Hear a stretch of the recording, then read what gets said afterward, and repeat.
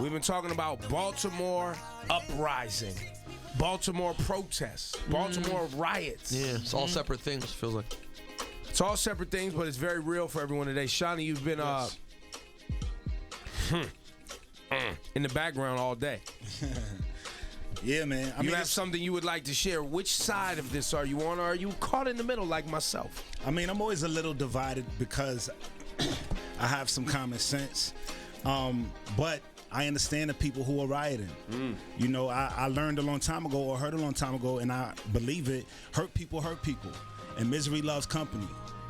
And these are people who've been hurt for a long time. This circumstance, there's no hope. They are the hopeless. And they're tired of people thinking that there's going to be some other results or some other solution that we believe in that's going to give us some type of outcome that looks better than the outcomes that we've seen in the past, 2-3 years since Trayvon.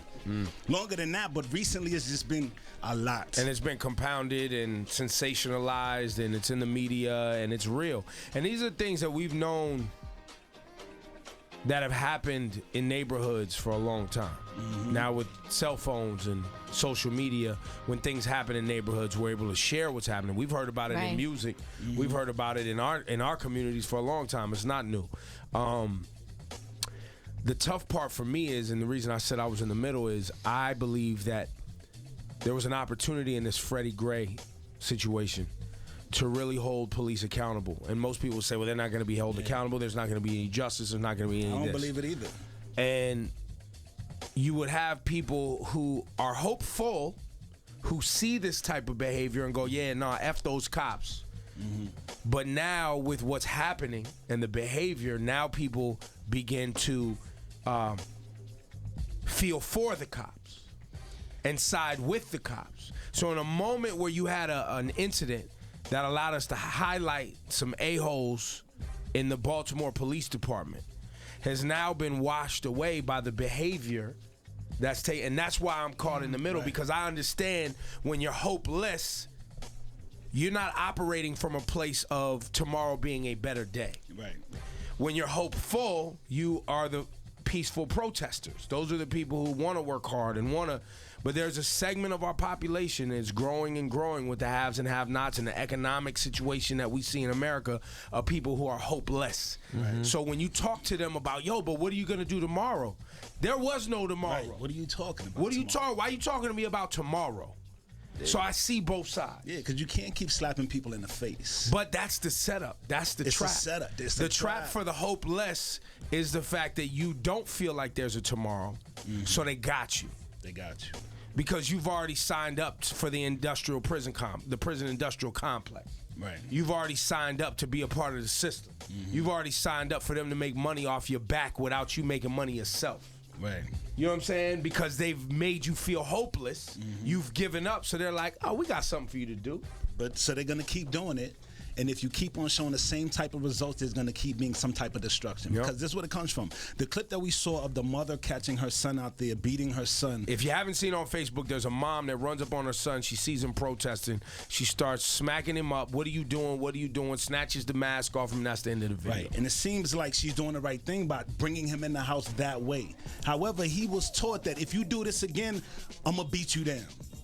You keep doing this, I'm going to beat you down. I'm going to make you feel pain until you don't come out here again. But she's just teaching him the same thing that he just did. Which was run out and wild out. Which is run out and wild out. And if y'all keep on doing the same thing, you're going to feel the pain and the brunt of what we're feeling. Keep doing it again. That's all she did. Keep doing it again. Ebro, I just read a really interesting thing here on Facebook, an article from the Baltimore City paper. Yes, Rosenberg. About how Saturday night, when things actually, the first little trickles of violence started, how actually some of it, this person writes, a writer for the city paper, that they were at a bar and some of the violence started because of white drunk people partying after the Orioles game, starting to taunt black protesters. It's a very interesting another article from a real perspective of someone who was there, who actually a picture of this person came out and said the picture made it look as if he was protecting a white lady from black people who were upset, when really it was the white people taunting the black protesters. Not to confuse everything even more. No, I think that's a part of it as well. But there's a lot of interesting stuff at work here. One thing I got to say also that really bummed me out was that Freddie Gray's family had to be called on yesterday to calm Baltimore. And I just thought that was so sad that the ultimate victims in this, right? The person, this woman who lost her twin brother, had to be called on and trotted up there in the middle of these riots to tell people to stop when she's the one who's the biggest victim of this neglected area. That was really sad. Yeah, I think the end game here, and I know you guys are sold the American dream, and I talk about this all the time. We're sold this idea that in America you're free. And you're sold this idea that things are fair when you're coming up. And when you realize that they're not, it hurts. It hurts real bad. And I know I'm watching. And I laugh because I guess I had to cross this bridge already. And you have to make decisions on where you want to be and who you want to be. And you know, we're watching young people take to the streets, burn things down, and it makes them feel better, like they've taught someone a lesson. Right. Which it doesn't. It doesn't. No, in reality, they're breaking down their neighborhoods. I'm gonna tell you the things lesson that they have. The lesson is, every single individual, they know your name. Every single individual they have on camera. Every single individual, they will make sure that you do not interfere with their business and the money and the profit in America. And that's what this is about, man. I would bet anything that those areas that a lot of these kids are from that are super frustrated, that they've forgotten about. They haven't forgot about you. They know you're there. They're just waiting for you to get so frustrated that it gives them a reason to push you out of those neighborhoods so they could take that land back and shorten the commute times for the wealthier.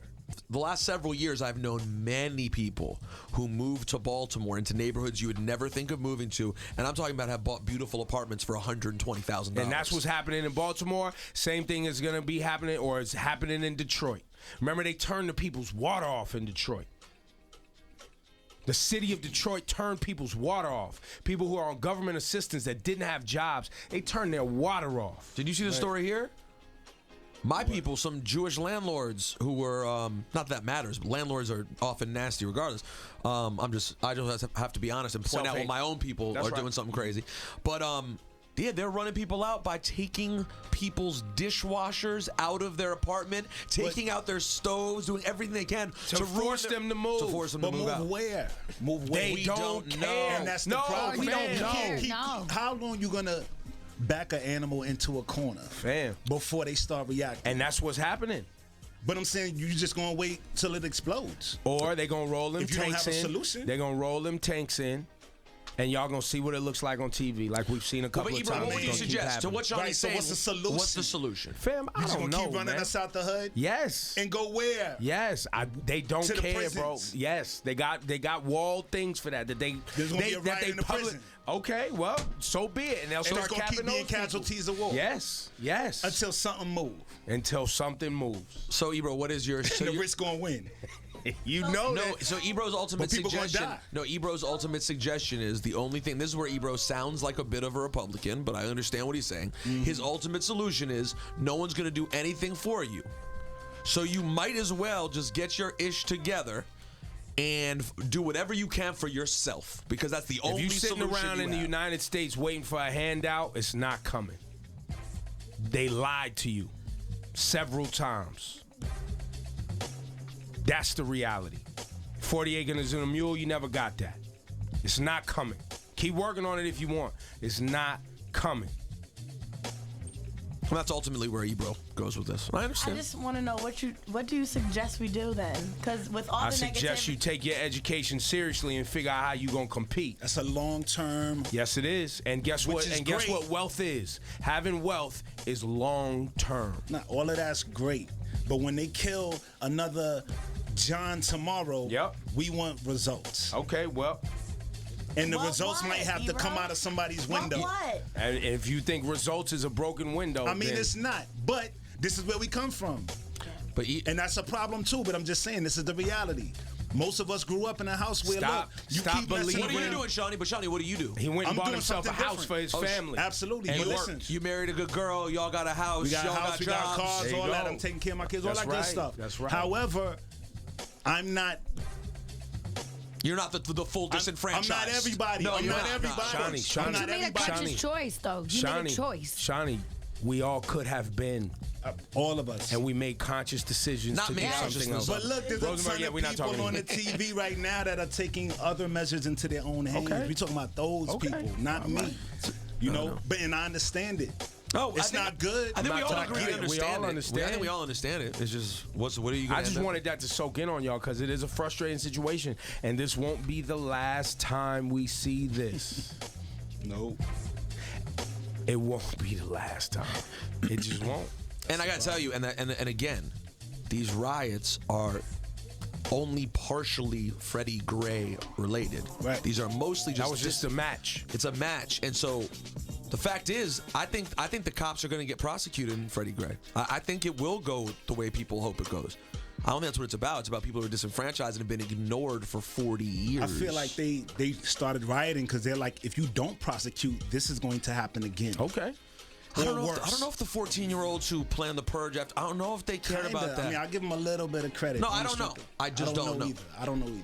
And by the way, even though it's not okay to throw bottles at police cars driving by, I can understand why you're doing that because you're saying the police just did this terrible thing. Right. And it's the only power you have. But rolling into a convenience store on your Yes, block that that's you my want to go to, I problem. don't. That Yes. Don't throw. I don't think anyone's These are throwing anything at Latino anyone. and black But owned businesses. You can't tear down your community and the small amount that you have. Tomorrow you have to wake up. You have to live. You have to go to work. People are gonna wake up like, yo, let's go to the corner. Damn it, where's the corner store? Where's my house? Right. But Where's they're not my going to go family? 3 towns away to destroy I know. another town because they know. So destroy your own? I mean, they're just trying to destroy something to create yeah, an and that's, impact that and doesn't send a make message. it right, though. And, It's not right. and for those It's of not y'all right, on but my it's okay. timeline that always talk not about right. destroy and rebuild. Who's rebuilding? No one is coming to build anything with you What about the middle class? when they people the middle. turn their And back. I'm gonna tell you, here's the Turn their saddest back part. on us. Here's the saddest part about that. Don't say us, Shawnee, because you made a conscious you're decision to middle be class? middle class. No, but I give back too. I'm doing what I can. Right, But I I'm know. saying Fair, the fair, masses. I'm fair. not talking about me. You I'm live in talking about the gentrified masses. Brooklyn, man. I Y'all don't try to understand. bring me into it. This has nothing to do with me. Real talk. I live in Crown Heights. Yeah. It's not that sweet on my block. It's not yet. Let's not paint the picture. It's and not it, yet. And it may turn, but what I'm saying is the middle class, there are a lot of people with money that once we see where we came from, has destroyed where we came from, can probably give back and try to help those situations. But the reason they don't is because people don't want to give to people who don't respect themselves. And so when someone getting works to get to a certain level, and I turn around and I'm like, yo, I want to help you. But wait a minute. You don't want to work, though. You don't want to help yourself. You don't even want to work. Sometimes there are a lot of people who do want to work and don't have Some. opportunity. Some. There are. And what about in the case of Baltimore? What about companies like Under Armour and these places who have billions of dollars going back to places instead of? This isn't a shot at Hove, but I'm saying instead of there being a title which is about artists getting money, what about companies that can go and directly give to places you came from? Right. And not to say that someone like Hove hasn't done plenty of that, but we need to do that more on bigger levels. Targets, Walmarts. We need a. This is, and ultimately this becomes a political issue. So then it goes full circle. And then Ebro is going to jump in and go, well then, are you paying attention to the officials that you're electing? Are you putting people in office who are then going to represent you? And try to get those things done. And do you really want to take the 25, 35, 45 years of working and planning and putting money away and staying focused that it really, really takes to change a generation, or do you want it to change tomorrow? Because it's not going to change tomorrow. That's not how it works. It takes work. And if we're not all willing to work, it's not going to change.